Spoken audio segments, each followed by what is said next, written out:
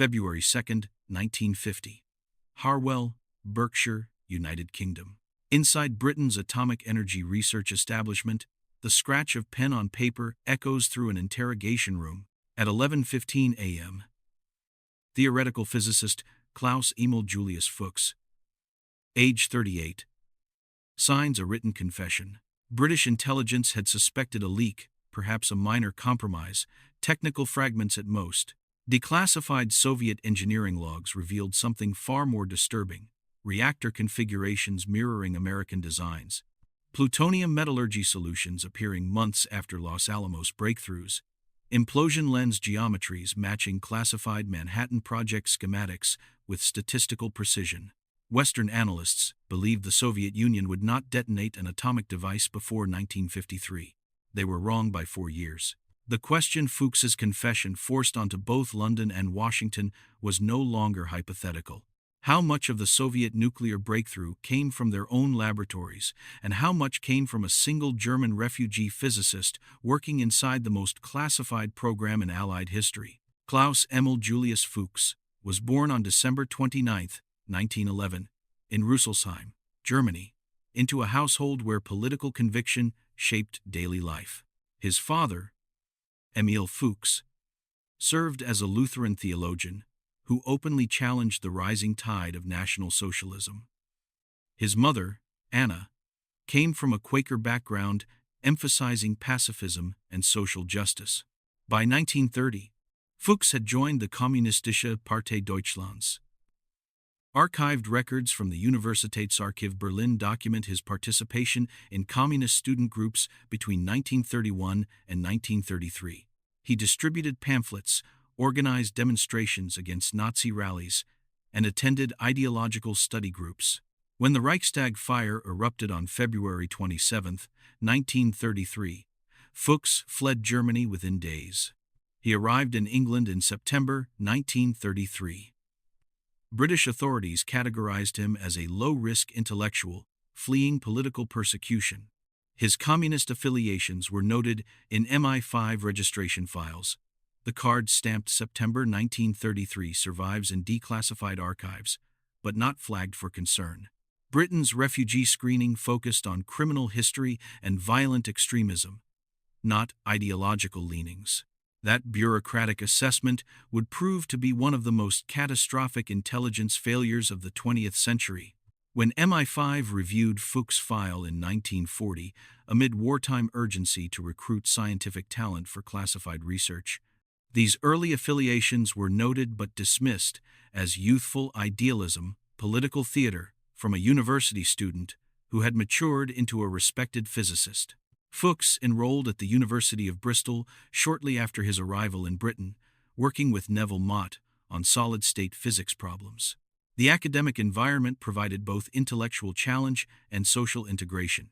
British universities in the 1930s hosted substantial refugee communities, German, Austrian, and Central European scholars who had fled Nazi persecution.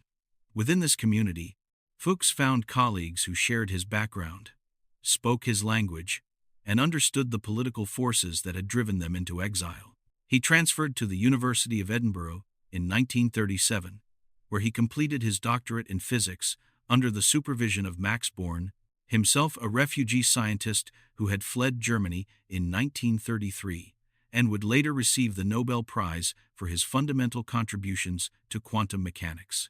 Fuchs' dissertation work focused on quantum mechanical problems requiring sophisticated mathematical modeling, specifically theoretical approaches to understanding electron behavior in condensed matter systems.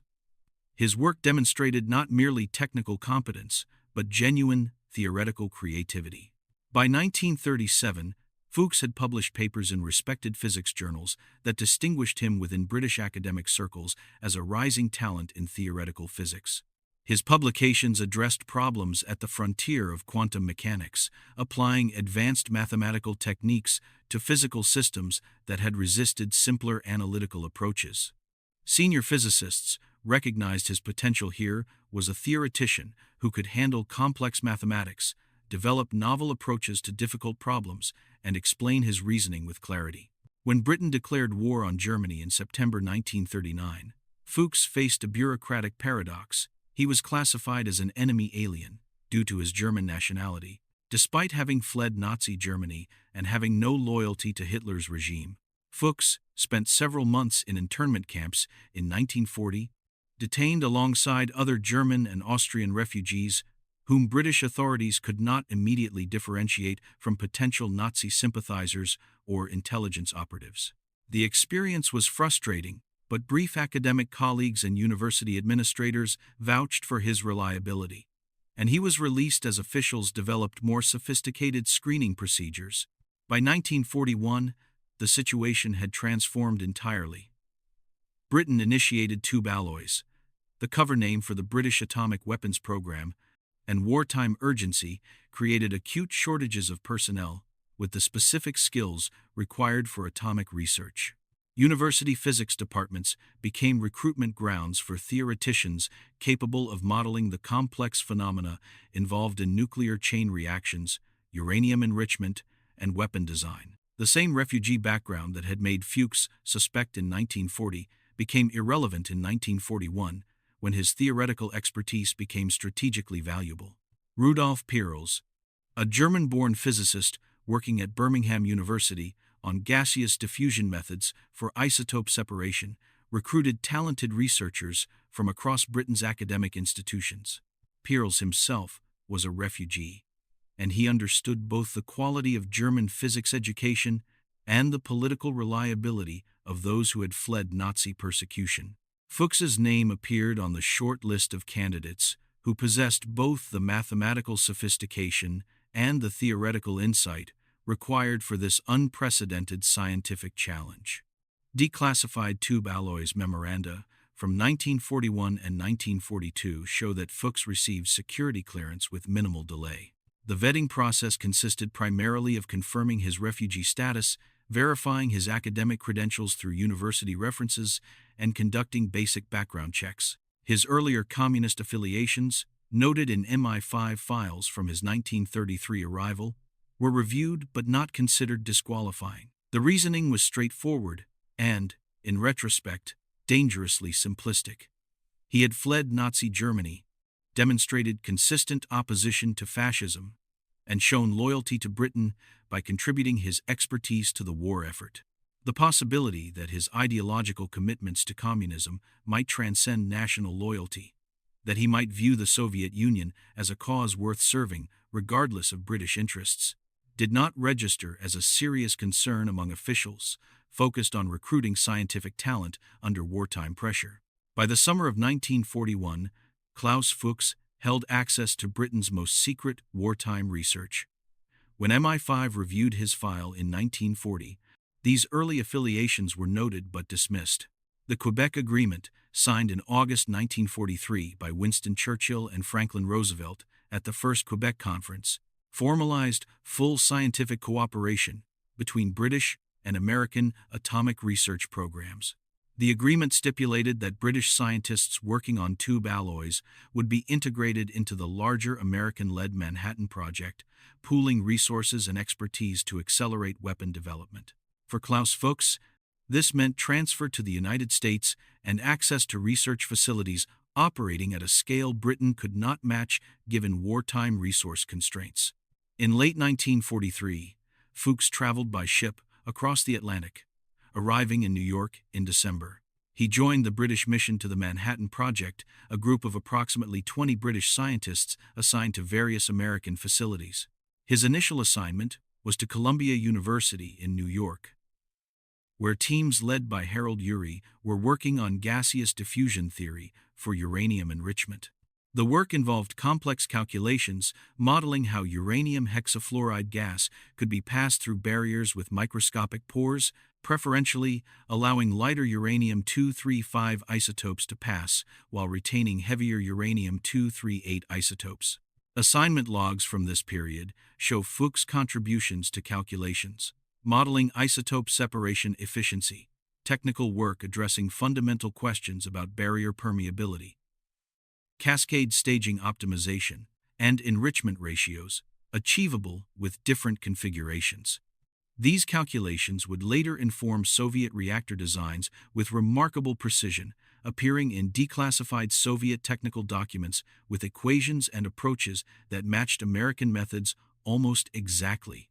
By August 1944, his work at Columbia had proven sufficiently valuable that Manhattan Project administrators transferred him to Los Alamos, New Mexico, the heart of the weapon design effort. The facility, built on a remote mesa northwest of Santa Fe, housed thousands of scientists, engineers, and military personnel working under conditions of extreme secrecy to design and build the first atomic bombs.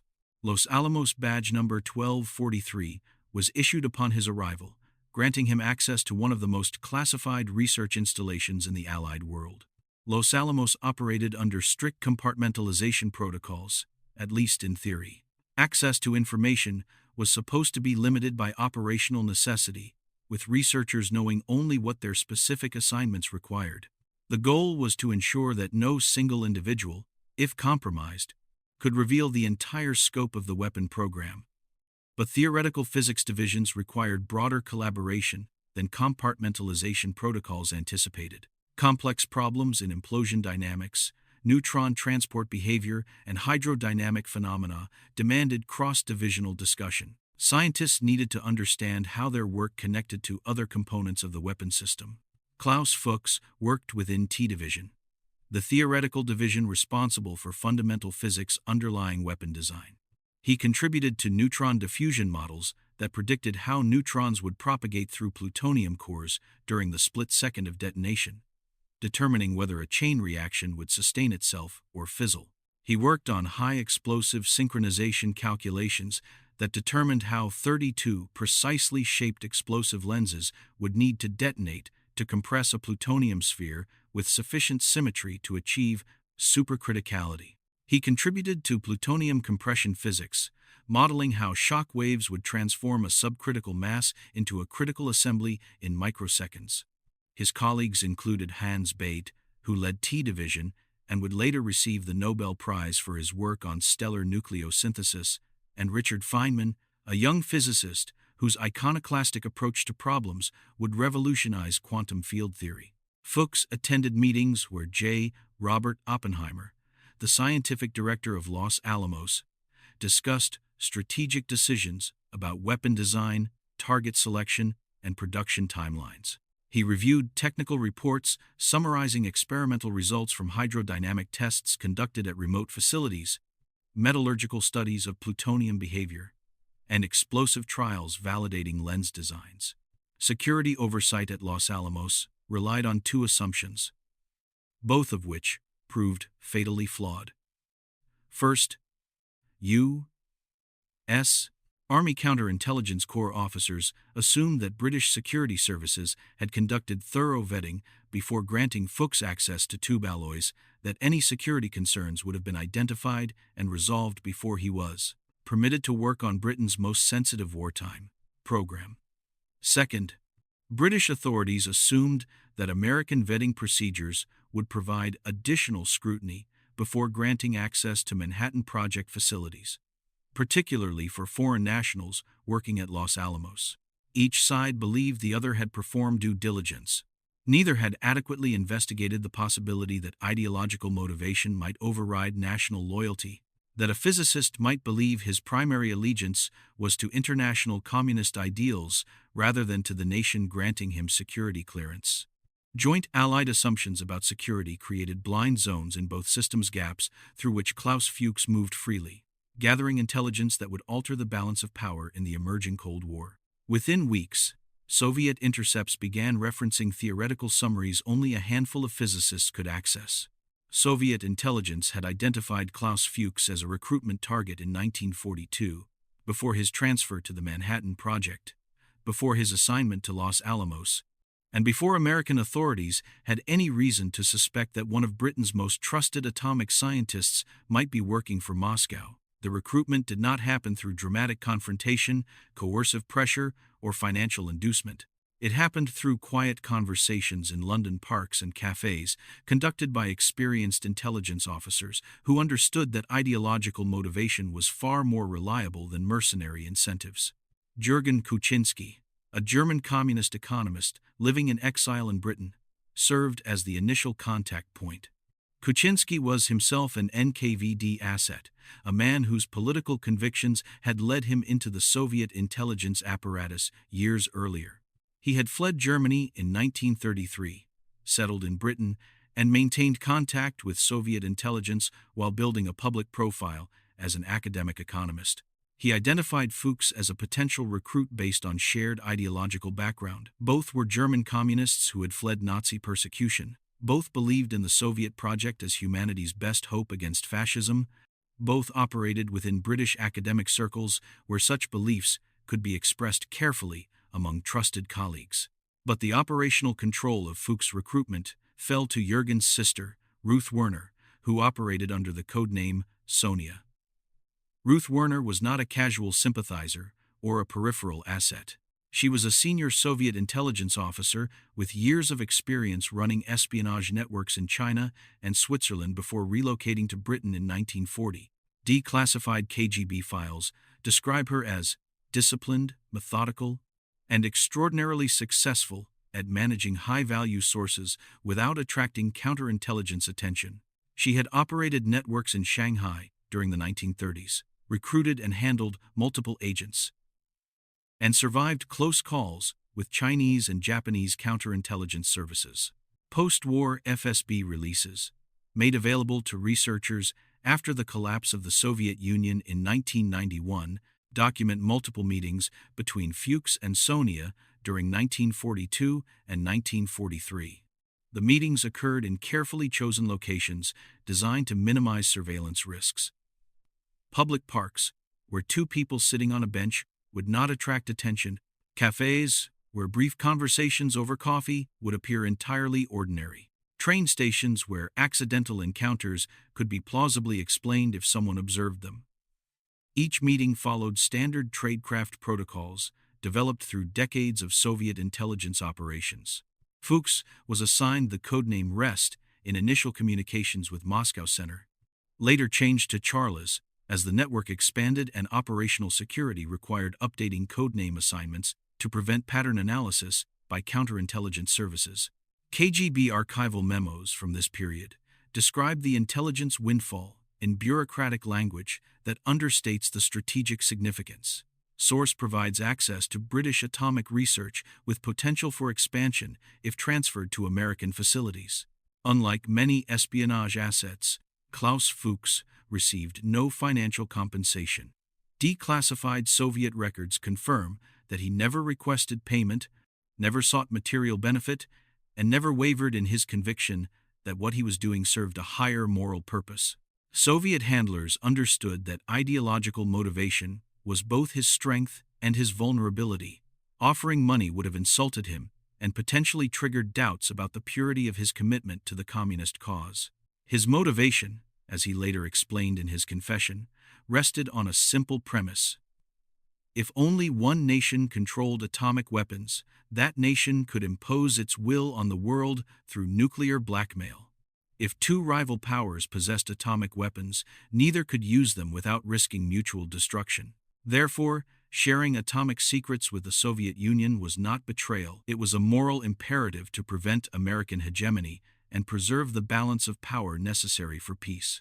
Soviet handlers initially expected partial access to British atomic research, perhaps fragmentary technical data from a mid-level scientist working on peripheral aspects of tube alloys.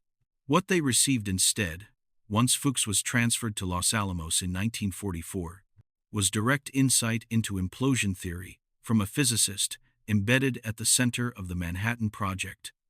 The intelligence value exceeded Moscow's most optimistic projections. The courier chain later tied to the Rosenbergs was already operational. The mechanics of Klaus Fuchs's espionage were methodical, disciplined, and devastatingly effective. He did not smuggle documents out of Los Alamos in dramatic midnight raids or photograph random materials in hopes of finding something useful. Instead, he systematically identified the most critical theoretical breakthroughs, the insights that would save Soviet scientists years of trial and error, and prepared technical summaries that could be understood by physicists working thousands of miles away without access to American experimental data. Harry Gold served as Fuchs' primary courier in the United States. Gold was a chemist by training, born in Switzerland to Russian Jewish immigrant parents, raised in Philadelphia, and recruited into Soviet espionage during the 1930s through contacts in the American Communist Party. His unremarkable appearance and quiet demeanor made him nearly invisible in the counterintelligence landscape of wartime America.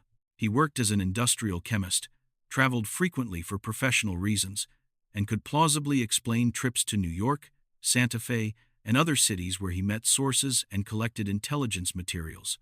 His courier diaries, later seized by the FBI and used as evidence in multiple espionage trials, including the Rosenberg case, note meetings with Fuchs coded as consultations with physicist, a bland description that concealed exchanges of information that would alter the strategic balance of the Cold War. The first meeting between Fuchs and Gold occurred in New York in early 1944, before Fuchs transferred to Los Alamos. Fuchs provided technical summaries of gaseous diffusion theory, including calculations related to uranium enrichment efficiency, barrier materials, and cascade configurations. Gold transported this material to Soviet contacts in New York, who forwarded it through diplomatic pouches to Moscow. Once Fuchs arrived at Los Alamos in August 1944, the intelligence he provided escalated dramatically in both sensitivity and strategic value. Between late 1944 and the summer of 1945, he supplied the Soviet Union with detailed implosion lens geometries, the precisely calculated explosive shapes required to compress a plutonium sphere with sufficient symmetry to initiate a chain reaction. These were not simple sketches but comprehensive technical specifications, including dimensions, explosive compositions, and detonation timing requirements. He provided critical mass calculations for plutonium assemblies, specifying exactly how much fissile material was required for different weapon configurations and in what geometric arrangements. He transmitted methods for reducing void formation during plutonium casting, a metallurgical challenge that had delayed American weapon development. He provided high explosive synchronization tolerances, detailing how precisely the 32 explosive lenses surrounding the plutonium core had to detonate timing precision measured in microseconds. He supplied reactor output estimates, enabling Soviet engineers to calculate plutonium production timelines. He transmitted summaries of U.S. hydrodynamic testing, validating implosion designs. Each piece of intelligence was photographed using miniature cameras provided by Soviet handlers, transferred to microfilm that could be concealed in innocuous objects, and handed to Harry Gold during brief meetings in Santa Fe, the nearest city to Los Alamos, where a civilian scientist might plausibly travel for personal business. Gold transported the microfilm to New York, where it was transferred to Soviet diplomatic personnel operating undercover in various official capacities. From New York, the material traveled by diplomatic pouch to Moscow, where it was analyzed by Soviet physicists working under Igor Kurchatov at the closed city of Arzamas-16. Soviet RDS-1 design notebooks, declassified decades later after the Cold War ended, reveal mathematical correspondences to Los Alamos calculations with remarkable fidelity. Specific equations appear nearly identically. Design tolerances match. Metallurgical procedures mirror American methods. The statistical probability of independent parallel development producing such close convergence approaches zero. Soviet scientists were not independently discovering solutions through their own experimental programs. They were implementing blueprints and theoretical frameworks provided by Klaus Fuchs. A joint U.S. UK intelligence assessment completed in late 1949. After Fuchs' confession had revealed the scope of his espionage, noted in carefully worded bureaucratic language that Soviet adoption of American corrective methods occurred without evidence of intermediate experimental phases. Soviet memo: theoretical obstacle removed. Begin casting trials. Soviet scientists solved problems they had not yet encountered. While Klaus Fuchs transferred atomic secrets from Los Alamos to Moscow throughout 1944 and 1945, American signals intelligence analysts at Arlington Hall, Virginia, were conducting a painstaking effort that would eventually expose him. Though the exposure would come years later and through analysis so sensitive that the evidence could never be presented in open court. The Venona project began in 1943 as an attempt by U.S. Army cryptanalysts to decrypt Soviet diplomatic and intelligence communications. The project remained highly classified throughout the Cold War, with its existence unknown to most government officials and its findings shared only with a handful of senior intelligence and policy officials. Soviet intelligence agencies used one-time pad encryption for their most sensitive communications, a system that is mathematically unbreakable if properly implemented. The principle is straightforward. Each message is encrypted using a unique, random key that is used only once and then destroyed, making cryptanalysis impossible since there is no pattern to exploit. But wartime pressures led to operational shortcuts that created vulnerabilities Soviet cryptographers never intended. Some one-time pads were improperly generated, using pseudo-random number sequences instead of truly random keys, introducing subtle statistical patterns that skilled cryptanalysts could detect. More critically, some pads were reused, duplicated, and issued to multiple field stations when supply chains broke down under wartime stress, creating the fundamental vulnerability that made Venona possible. Meredith Gardner, a linguist and cryptanalyst working at Arlington Hall, identified patterns in intercepted Soviet communications that suggested pad reuse. By comparing multiple messages encrypted with the same pad material, Gardner could mathematically isolate the underlying encryption key and recover plain text fragments. The work was extraordinarily tedious, thousands of messages analyzed, statistical correlations calculated by hand using mechanical calculators, linguistic patterns studied across Russian, English, and technical jargon. Progress was measured in individual words recovered per month, sometimes per year. By 1945 and 1946, Gardner and his colleague Frank Rowlett had broken enough messages to confirm what senior intelligence officials had feared. The Soviet Union operated extensive espionage networks inside the Manhattan Project and other sensitive wartime programs. Venona Decrypt number 960, recovered in 1946 from a 1944 transmission, referenced consultations by theoretical contact, whose access extended into core implosion research.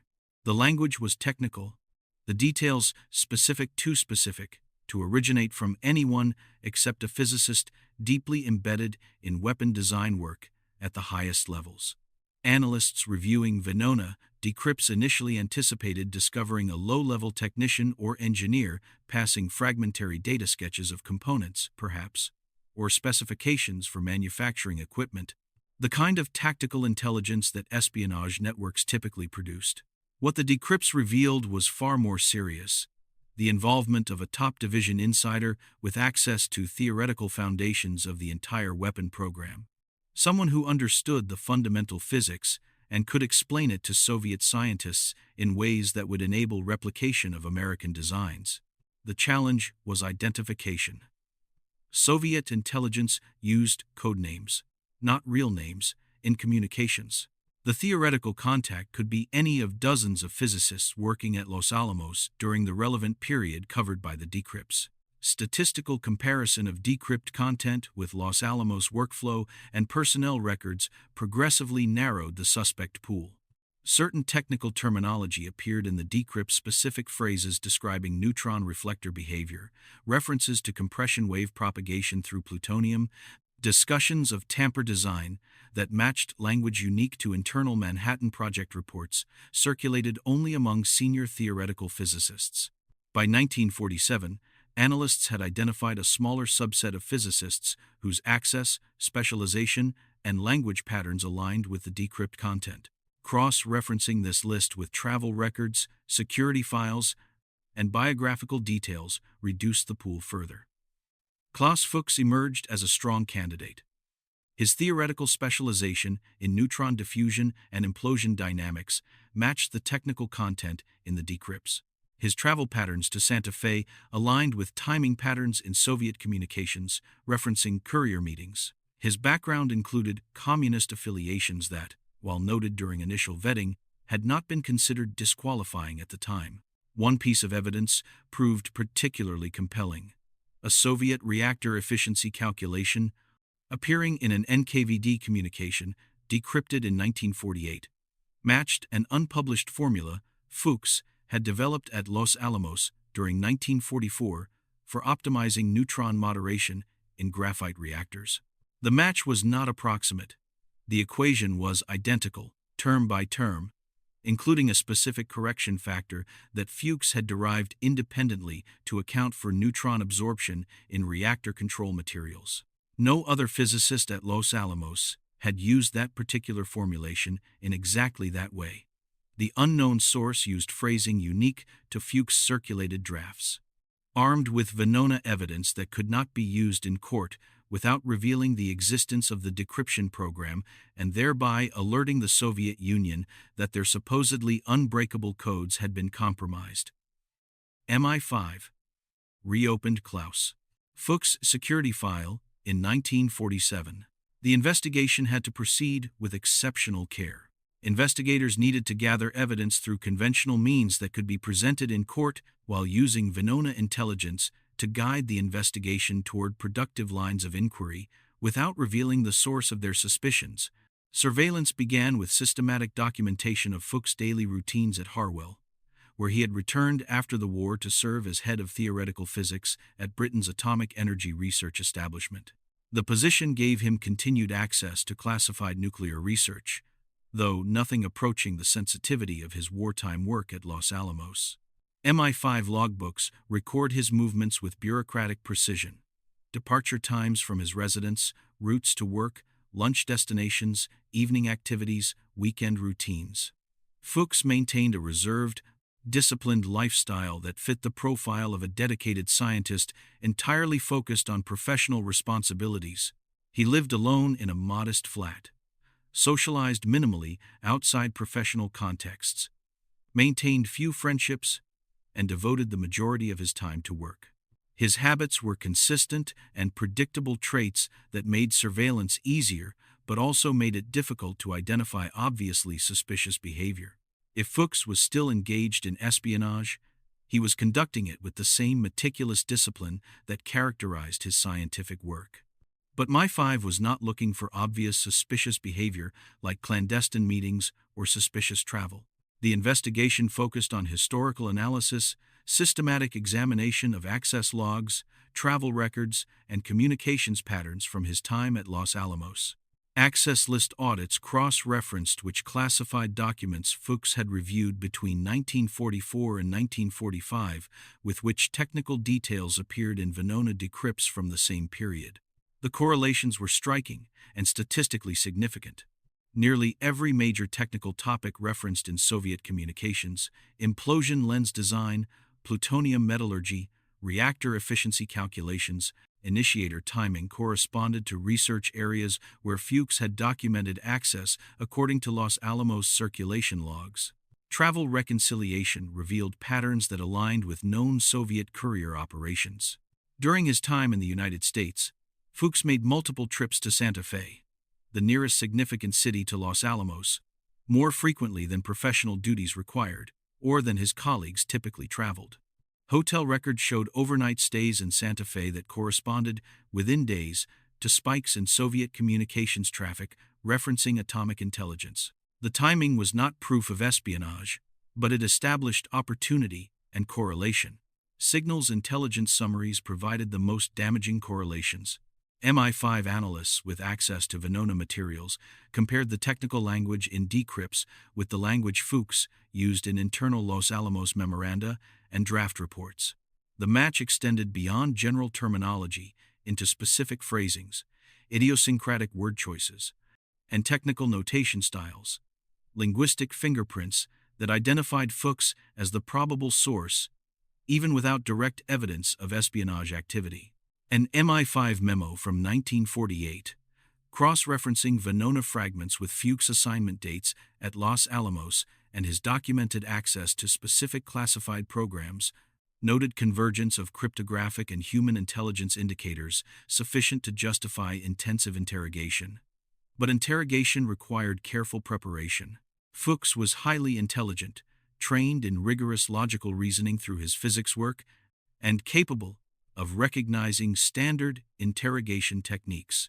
A clumsy approach would yield denials, trigger legal challenges, and potentially compromise the entire investigation by revealing that authorities possessed evidence against him. The assignment went to William Scarden, an MI5 interrogation specialist with a reputation for patience, psychological insight, and an almost conversational approach that avoided the confrontational tactics typically associated with espionage investigations. Scarden had successfully elicited confessions from several high-profile espionage suspects through methodical, non-confrontational questioning that gradually built psychological pressure without triggering defensive resistance or legal objections. One detail proved particularly significant. A Soviet reactor anomaly matches one of Fuchs's unpublished calculations. William Scarden began meeting with Klaus Fuchs in December 1949, more than 2 years after MI5 had reopened his security file and begun building the circumstantial case that would justify interrogation. The initial sessions were carefully framed as routine security reviews, post-war administrative procedures to update personnel files, verify that former Manhattan Project scientists had not inadvertently disclosed classified information in academic publications or conference presentations, and ensure compliance with ongoing security requirements for personnel with continued access to classified nuclear research at Harwell. Fuchs cooperated fully with these early meetings, appearing composed, courteous, and seemingly unconcerned about the interviews. MI5 interrogation notes describe him as controlled and professional, answering questions directly, providing detailed responses about his research activities at Los Alamos and his current work at Harwell, and showing no obvious signs of deception or stress. But Scarden was trained to detect subtle indicators, patterns of eye contact, micro-expressions of tension, physiological stress responses that manifested in respiration changes, postural adjustments, or subtle variations in response patterns when questions touched on sensitive topics.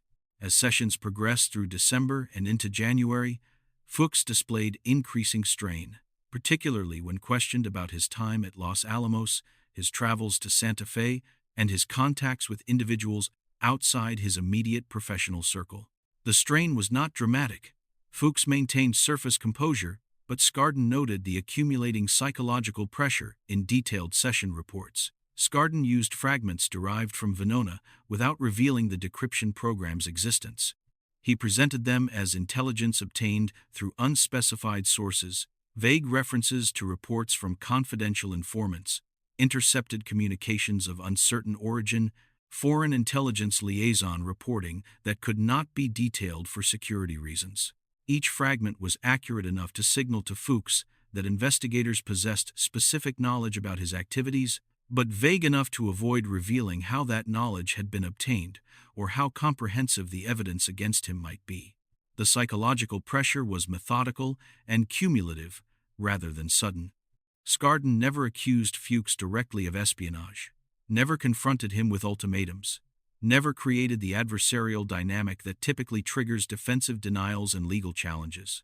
Instead, Scarden expressed concern that Fuchs might have been approached by foreign intelligence services without realizing their intentions, concern that conversations with colleagues might have been overheard by hostile parties, concern that someone might be attempting to implicate him falsely in espionage activities. The framing suggested that cooperation was in Fuchs's interest, that providing clarification would help clear up misunderstandings and protect his reputation and career. Fuchs understood what was happening. He was intelligent enough to recognize the interrogation techniques Scarden employed, disciplined enough to maintain composure under psychological pressure, and experienced enough with security procedures to understand that investigators had built a circumstantial case strong enough to justify continued questioning. But he also understood that circumstantial evidence alone might not result in prosecution under British law, which required more concrete proof of espionage than statistical correlations and linguistic analysis of decrypt fragments. The decision he faced was not whether to continue denying that was becoming psychologically untenable as evidence accumulated and interrogation sessions continued, but whether confession would serve his interests better than prolonged, Resistance. On January 27, 1950, during the 7th interrogation session, Klaus Fuchs began verbally admitting to espionage. The admission was incremental at first, acknowledging that he had been contacted by Soviet representatives in London during the war, admitting to discussions of general scientific topics, gradually expanding to include acknowledgement of providing technical information related to his work on tube alloys and later at Los Alamos. Skardon allowed the confession to unfold at Fuchs' own pace, documenting each admission without interruption, avoiding any action that might cause Fuchs to reconsider and withdraw cooperation. 6 days later, on February 2, 1950, Fuchs delivered a complete written confession. His confession included dates matching previously untranslated Soviet messages. While MI5 closed its investigation of Klaus Fuchs in early 1950 with his arrest and confession, the consequences of his espionage had already reshaped the global strategic landscape. At the closed city of Arzamas 16, located in the forests east of Moscow and erased from public maps, Soviet engineers had completed final assembly of their first plutonium implosion device throughout 1948 and 1949. The weapon, designated RDS-1 by Soviet designers, variously interpreted as an acronym for Russia makes it itself, or as a reference to Stalin, depending on which Soviet officials were explaining the designation, incorporated design principles drawn directly from Fuchs' intelligence transfers. Declassified Soviet reactor logs and technical documentation from the program show efficiency curves that mirror American models developed at Hanford Engineer Works in Washington state during 1944 and 1945 with statistical precision that would be impossible to achieve through independent development. The graphite-moderated, water-cooled reactor design that produced plutonium for RDS-1 matched American configurations not just in general approach, but in specific technical details, cooling channel spacing, graphite purity requirements, control rod positioning that American engineers had optimized through years of expensive trial and error experimentation. Soviet engineers implemented proven solutions without conducting the intermediate experimental work that had been necessary to develop those solutions in the first place. Plutonium casting procedures documented in Soviet technical archives replicate methods refined at Los Alamos for eliminating void formation and achieving the precise density of 6.4 grams per cubic centimeter required for efficient neutron multiplication. The explosive lens configuration 32 precisely shaped charges designed to compress a plutonium sphere with sufficient symmetry to initiate a sustained chain reaction matched the arrangement used in Fat Man. The weapon dropped on Nagasaki in August 1945 with geometries and timing tolerances that reflected American experimental validation rather than independent Soviet development. Igor Kurchatov, scientific director of the Soviet atomic program, led a design bureau that included physicists Yakov Zeldovich and Yuli Karaton, brilliant scientists working under conditions of extreme pressure, limited industrial resources, and constant surveillance by NKVD security officers who reported directly to Lavrenti Beria. Fuchs's intelligence did not eliminate these practical challenges entirely, but it provided a proven roadmap that transformed the development process.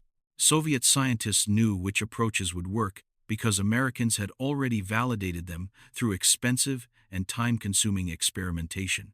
They knew which technical problems to prioritize and which approaches to avoid because American experience had identified dead ends and validated successful solutions.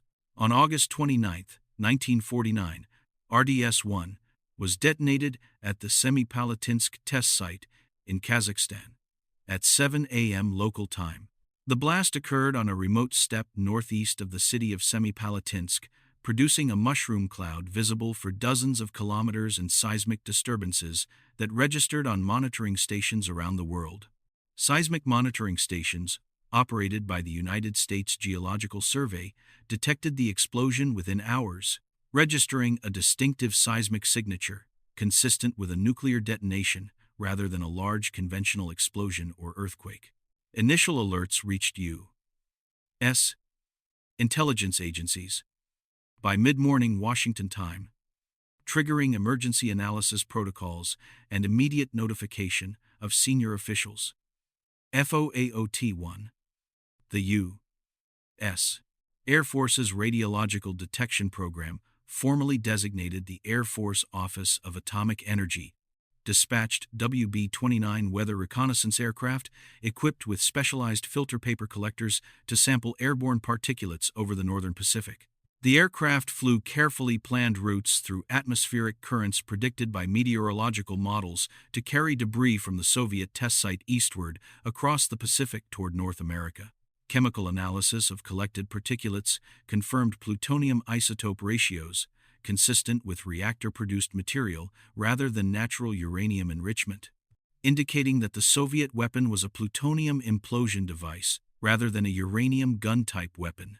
Further analysis revealed implosion symmetry characteristics, measurements of how uniformly the explosive lenses had compressed the plutonium core that matched American weapon performance with remarkable precision. CIA analysts note Soviet initiator symmetry, inconsistent with expected trial phases. The collapse of the American nuclear monopoly on August 29, 1949, triggered immediate strategic reassessment across Western defense establishments. Even before Klaus Fuchs' confession 5 months later revealed the espionage that had accelerated Soviet progress, NATO military planners had based European defense doctrine on the fundamental assumption of sustained U.S. atomic superiority lasting into the mid-1950s, providing a nuclear umbrella that would deter Soviet conventional military aggression in Central Europe, where Warsaw Pact forces enjoyed significant numerical advantages in troops, tanks, and artillery. That assumption evaporated overnight. Within months of the Soviet test, NATO planning documents were being rewritten to account for mutual nuclear capability rather than American monopoly. Klaus Fuchs was arrested on February 3, 1950, one day after signing his written confession.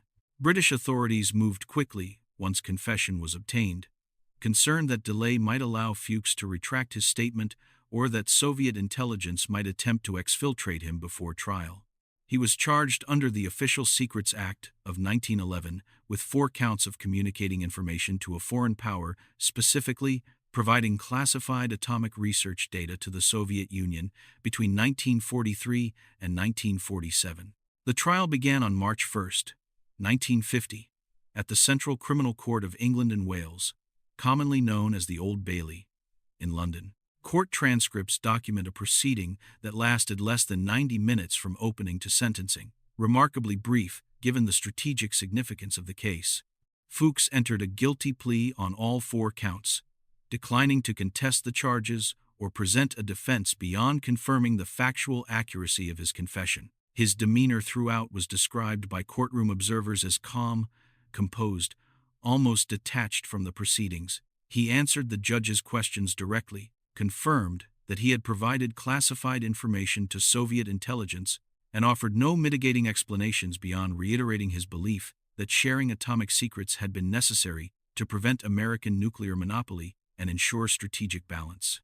The Lord Chief Justice, presiding over the case, sentenced Klaus Fuchs to 14 years in prison, the maximum penalty under British law for violations of the Official Secrets Act. In delivering the sentence, the judge noted the exceptional gravity of the offense, the devastating impact on Allied security relationships, and the profound breach of trust involved in Fuchs' actions. But the legal constraints were clear and immovable. British statutory law provided no mechanism for imposing capital punishment for peacetime espionage, and the Official Secrets Act specified maximum penalties that courts could not exceed, regardless of the strategic consequences. U.S. authorities considered the sentence grossly insufficient, given the magnitude of damage Fuchs's espionage had caused to Western security. Congressional testimony from American officials in March and April 1950 emphasized that Fuchs' transfers had accelerated Soviet nuclear capability by an estimated 2 to 4 years. A timeline shift measured not in incremental technical advantages, but in fundamental alterations to the strategic balance of power that governed Cold War security calculations. Internal U.S. memo. The scale is unprecedented in atomic history. Congressional hearings resulted in wholesale revision of security clearance procedures and establishment of enhanced counterintelligence protocols. Intelligence sharing protocols between the United States and United Kingdom came under intense scrutiny. Early Cold War trust between Western allies faced additional strain. The revelation that Klaus Fuchs had transferred comprehensive atomic weapons data to the Soviet Union throughout the critical development period of the Manhattan Project forced strategic planners in Washington, London, and NATO headquarters in Brussels to confront an uncomfortable reality. The entire doctrine of atomic secrecy as a foundation for Western security had failed catastrophically. The assumption that scientific knowledge could be effectively compartmentalized, that espionage could be prevented through security vetting procedures and physical security measures, and that American atomic monopoly would persist long enough to establish credible deterrent frameworks. All these foundational assumptions of early Cold War strategy had proven false. NATO nuclear posture reports from 1950 and 1951 document the strategic adjustment. Warning margins for potential Soviet aggression in Europe shrank from years to months. RDS-1 collapsed that comfortable timeline. The sophistication of the Soviet test device, revealed through radiological sampling analysis, indicated that refinement had already occurred. This was not a crude proof of concept, but an operational weapon design that could be manufactured in quantity. Strategic doctrine shifted accordingly. Conventional defense planning, which had assumed that NATO ground forces would delay Soviet advances long enough for American atomic weapons to be brought to bear, now had to account for the catastrophic possibility that Soviet atomic weapons might target NATO military concentrations, supply lines, port facilities, and reinforcement routes.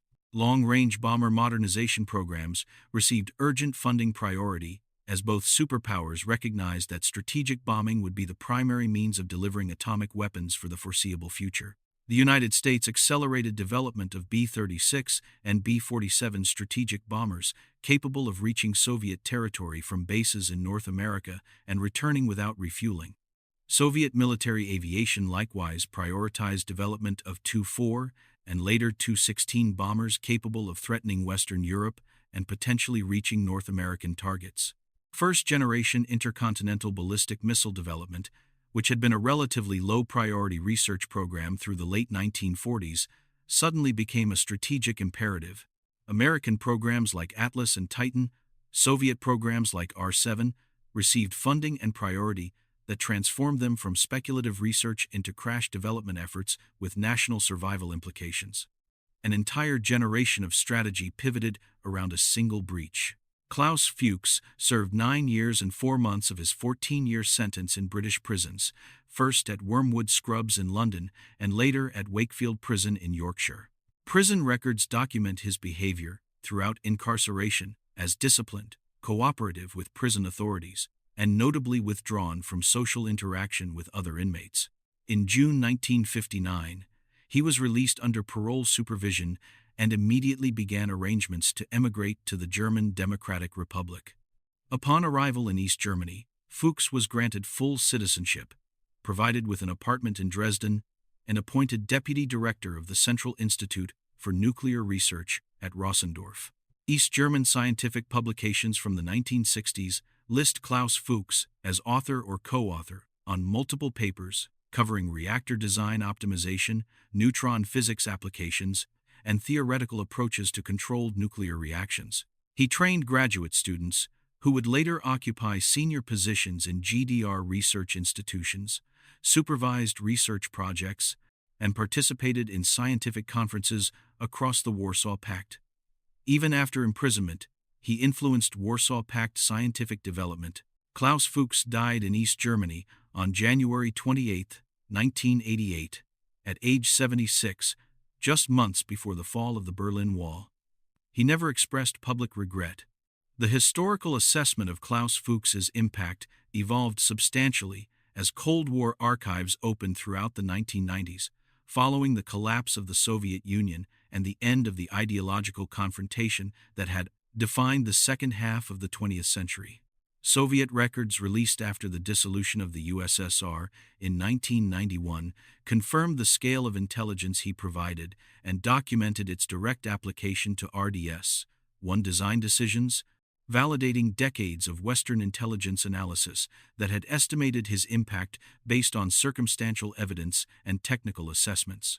KGB files detailed the operational management of his espionage, the assessment of intelligence value by Soviet scientists who received his reports, and the strategic decisions influenced by his information about American weapon designs and production capabilities. American and British historians re-examined declassified Manhattan Project documents, Venona transcripts that had been withheld from public release until 1995 for fear of revealing cryptanalytic capabilities, and MI5 interrogation files that revealed the investigative process leading to his confession. The consensus that emerged from this comprehensive archival research was clear and unambiguous.